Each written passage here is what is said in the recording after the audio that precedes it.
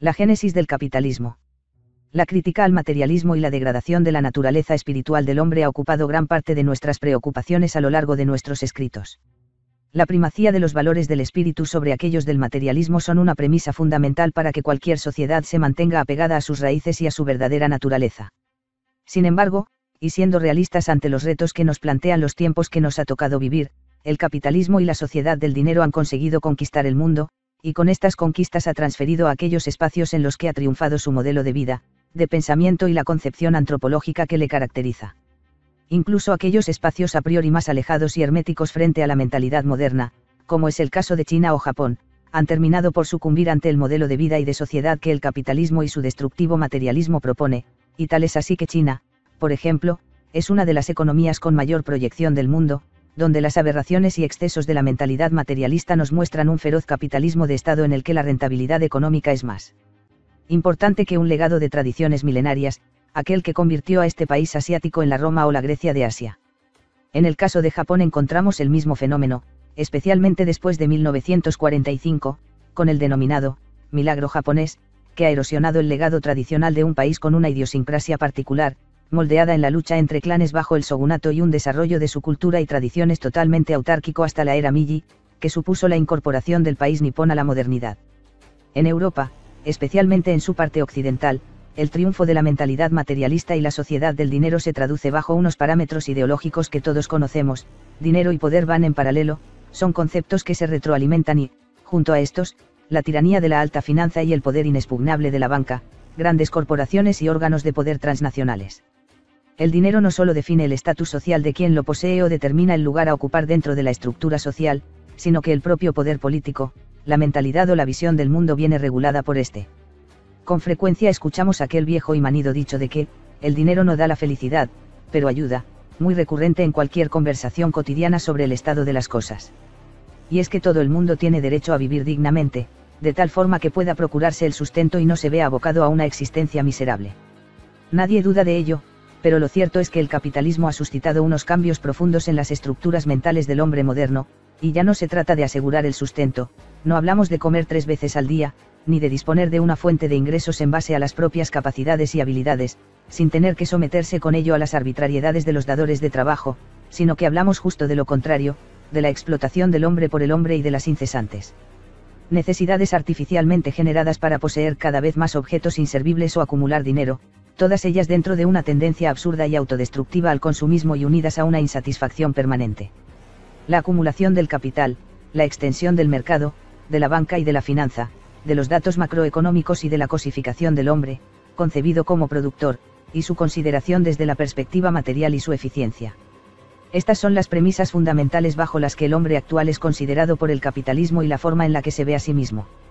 El mundo moderno, donde las grandes formas de espiritualidad han terminado por ser arrinconadas o prácticamente aniquiladas, es el ámbito donde el materialismo y sus indeseadas derivaciones ideológicas han tenido su caldo de cultivo.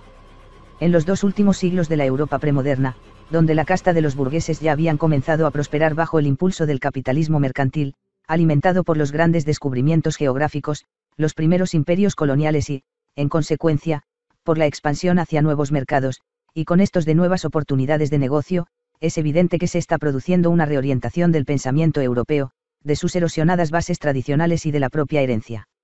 espiritual del medievo. El llamado siglo de las luces, con la Ilustración, es el punto de inflexión, la revolución dentro del plano sociopolítico que la casta de burgueses enriquecidos necesitaba para conquistar el poder político y despojarse de la vetusta estructura del antiguo régimen, convertido en una rémora para los intereses de una casta venida a más gracias a la acumulación de ingentes capitales. No es necesario incidir en el hecho de que la construcción de los estados liberales en toda Europa, en el contexto del derecho político, se cimentó sobre el voto censitario, o lo que es lo mismo, la limitación del sufragio a determinadas rentas, las más altas, que eran las únicas a las que estaba permitido participar en el juego demoliberal. Obviamente era la casta burguesa la que acumulaba no solo el poder económico, sino también el poder político merced al primero. No obstante, el paso previo para lograr el triunfo del libre mercado y las democracias liberales tuvo que provocar una ruptura de conciencias y una crisis para superar el mundo precedente.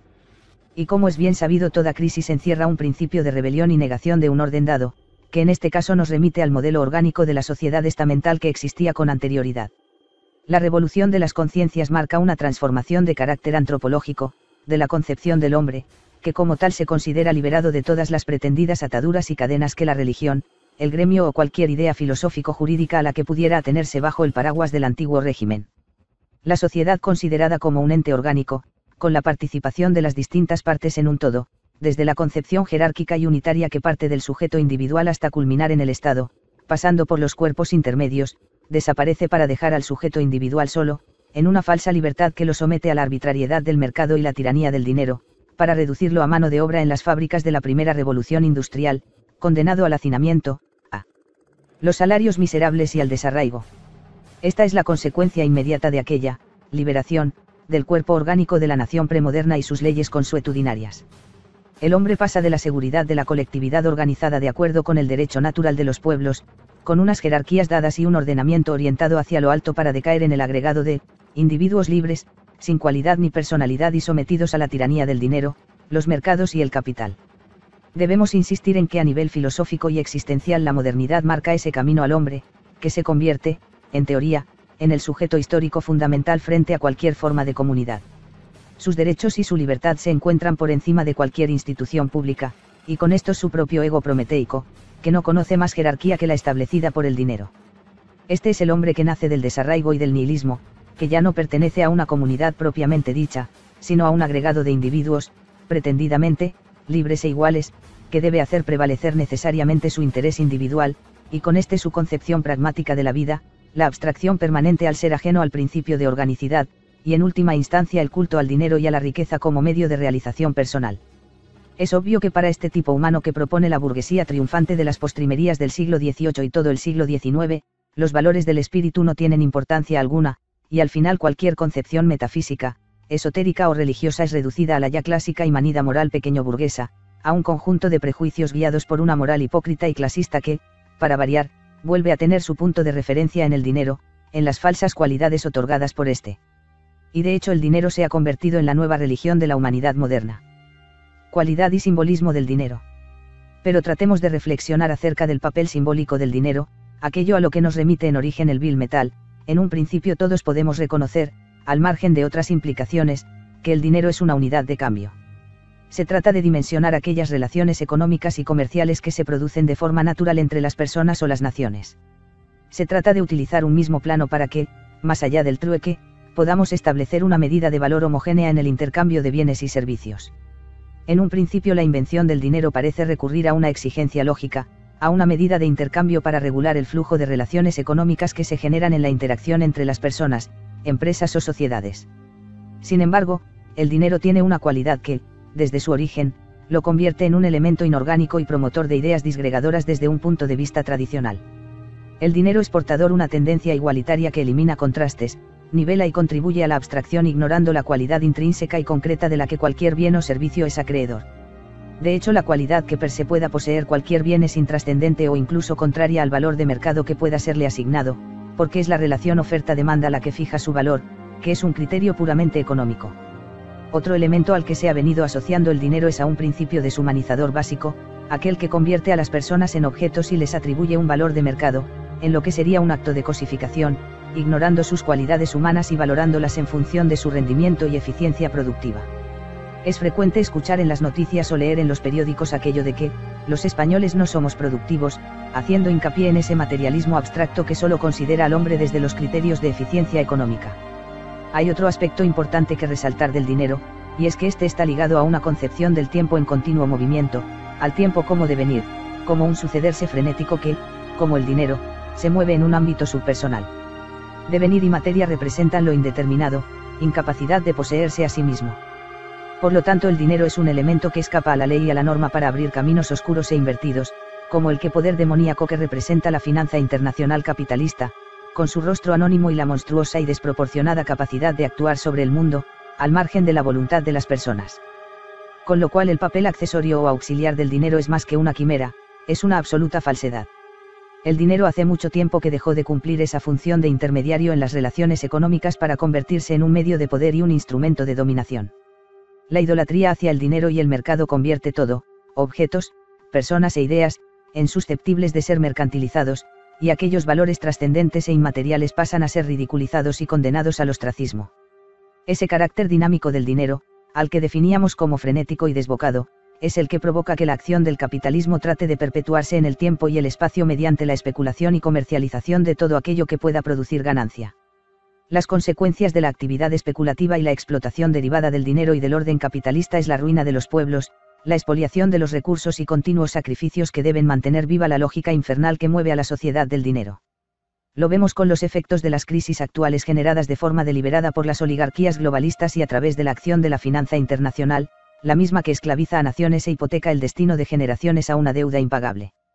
Y es que la economía global, aquella que gobierna nuestras vidas, se basa desde hace muchas décadas en la especulación y en la acción de los mercados, y no en una economía productiva que realmente genere riqueza y prosperidad. La economía precapitalista. Dentro de esa obsesión por la acumulación de grandes capitales y el sometimiento de la política a la agenda marcada por el dinero, y más concretamente por la alta finanza especulativa, deviene al mismo tiempo la idea del hombre como un instrumento al servicio del dinero, lo cual entraría, en teoría, en conflicto con los grandes ideales en los que se funda la modernidad, los principios de libertad, igualdad y fraternidad, que tan pomposamente nos han vendido en la Declaración de los Derechos del Hombre y el Ciudadano de 1789. Quizás sea en Estados Unidos, el estandarte del capitalismo mundial en nuestros días, donde podemos ver con mayor claridad las contradicciones entre la teoría, que tiempo después pretendería implementarse mediante otra declaración, igualmente hipócrita y desfiguradora, como aquella de los derechos humanos de 1948, y la práctica de un capitalismo salvaje y depredador que genera pobreza y miseria, y donde la única forma de medrar socialmente es ser exitoso en alguna actividad económica de suficiente calado, que genere beneficios y ganancias materiales. Este mismo patrón es extrapolable a cualquier sociedad capitalista, donde ningún principio o valor está a salvo en la medida que sea capaz de generar algún tipo de interés económico. El dinero es enemigo acérrimo de cualquier principio o valor de carácter orgánico, que extraiga la fuerza y autoridad de su propio ser, y que sea autosuficiente al margen de las estructuras materiales de la sociedad en la que arraigue. Un principio básico de todo sistema orgánico es la colaboración entre las distintas partes que componen un mismo objeto, de modo que viene a ser como una especie de piezas que encajan para componer un puzzle, que por separado dejan de tener sentido. La sociedad del dinero, por el contrario, entraña competencia, además de forma salvaje y despiadada, de tal manera que los distintos polos de poder económico buscan concentrar el mayor capital posible a costa de otros centros similares y además sin la pretensión de que esa riqueza poder pueda ser compartida por quienes la producen, o sirva a un fin colectivo. Con anterioridad al advenimiento del sistema capitalista, en el contexto de lo que podríamos denominar como una economía de subsistencia, el hombre era el centro de todas las preocupaciones. De tal modo que al igual que el resto de asuntos humanos tenían como fin último servir a los intereses y a la necesidad del hombre. La economía no era un fin en sí mismo, sino un medio para procurar la supervivencia del hombre y abastecer sus necesidades, siempre en una relación de subordinación respecto a este último. Es lo que el historiador económico Werner Sombart denomina la economía de erogación. Es necesario que todo elemento de la esfera material se someta a la norma, a la medida y se evite cualquier forma de innecesaria sobreabundancia o tendencia a la desproporción, algo que ya aparece reflejado en el propio espíritu tomista, Santo Tomás de Aquino. Y es que en el espíritu de la economía precapitalista lo esencial era regular la entrada y salida de bienes de acuerdo con las necesidades, y sin el menor atisbo de afán acumulativo. Este sentido de la medida entre lo consumido o necesario para vivir y lo necesario para producirlo es una idea que se refleja en las mentalidades de campesinos y artesanos en el devenir de los siglos. Hombres crecidos bajo robustos sistemas orgánicos en el seno de los pueblos, con un ligamen profundo y místico con aquellas tierras que trabajaban y con los oficios que desempeñaban. Y lo que estas corporaciones, gremios y trabajo agrícola producen no son bienes de intercambio sino bienes de consumo, que se distinguen por criterios cualitativos y no cuantitativos. El campesino o el artesano concibe su trabajo desde un punto de vista espiritual, casi metafísico, imprimiendo toda su habilidad y arte en aquel objeto que modela con sus manos, toda su personalidad, lejos de los bienes estandarizados y anónimos que la moderna industria capitalista produce para el consumo de masas. Al mismo tiempo, el desarrollo de la actividad económica era lento, pausado y en absoluto reglamentado. Lejos de las exigencias productivas del mercado capitalista, de sus horarios de trabajo regulado y de sus mecanismos que absorben y alienan al individuo hasta límites destructivos, en el ámbito precapitalista encontramos justo lo contrario, la actividad económica no era objeto de ningún tipo de reglamentación estricta, ni existía una cultura del trabajo, tal y como entendemos hoy día. El producto era el que se adaptaba a las exigencias naturales del trabajador, y no a la inversa. En este contexto el mercado y la ganancia económica tienen un papel absolutamente secundario. Nada es dejado a la improvisación, la forma de actuar, de producir y mantener la actividad económica toma como referencia lo enseñado y transmitido, de tal manera que los usos y las formas se corresponden con las utilizadas en experiencias precedentes. Y lo vemos cuando este hombre tradicional y precapitalista debe tomar una decisión de carácter normativo, que nunca lo hace fuera de ese marco orgánico en el que la acción de las generaciones que lo precedieron son la continua referencia a seguir. Aquello que en el pasado fue válido lo es en el presente, y mediante el ejercicio de la repetición y la experiencia se convierte en costumbre. En este marco de certidumbres que no solo se aplicaba a la actividad económica, sino a todos los órdenes de la existencia, no se buscaba la novedad, aquello que nace desligado de la tradición, sino perfeccionar lo antiguo. Obviamente el espíritu del capitalismo y de la sociedad del dinero representan una antítesis irreconciliable respecto a la economía precapitalista o tradicional. Se trata de un espíritu terrenal y mundano, absolutamente profano y sin las raíces profundas que entroncan con el alma de los pueblos. Aparece como un rodillo capaz de aniquilar las jerarquías naturales, los vínculos y las antiguas barreras. El capitalismo da vida a nuevas y artificiosas formas, aparta a los hombres y a los pueblos de cualquier modo de vida orgánica, lo aleja de las certezas del modelo de vida comunitario y le insufla el espíritu de Fausto, de la inquietud y la agitación permanente en un ir hacia adelante desbocado sin la seguridad de unas raíces fuertes y sólidas. Las aspiraciones del nuevo hombre moldeado por el capitalismo plutocrático son tan infinitas y desproporcionadas que rompen las barreras de una economía feudalizada, estática, artesanal y de consumo para cimentar un nuevo patrón económico basado en la ganancia y la acumulación de capital desde el espíritu de empresa y conquista material.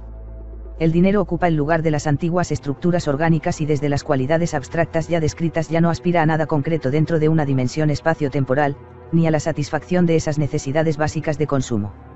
Ahora el dinero no sirve sino que es servido, desde el sometimiento del hombre y todo el orden material a sus oscuros designios. El hombre pasa de ser un sujeto, activo y consciente en el desarrollo económico, para convertirse en un objeto pasivo y sin voluntad, explotado y sin dignidad. La materia es portadora de un fermento oscuro y desfigurador, y si no se somete a un principio orgánico y a la primacía de lo espiritual termina por desencadenar fuerzas subpersonal, vinculadas a lo infrahumano y demoníaco. A la abstracción del dinero desde una perspectiva simbólica debemos añadir el paradójico contraste de la exactitud matemática de las cifras, la contabilidad y el cálculo. El espíritu burgués, que durante siglos había ejercido una influencia cada vez más importante en las relaciones económicas y de poder, especialmente con el desarrollo urbano durante la Baja Edad Media, traspasa sus propios límites, aunque el espíritu y las estructuras psíquicas que genera este cambio y abandono del modelo de economía tradicional son bastante más complejas que el propósito de este artículo, que al fin y al cabo es un bosquejo de reflexiones e ideas que pretende transmitir nuestra postura frente a un fenómeno tan decisivo en el desarrollo del mundo moderno.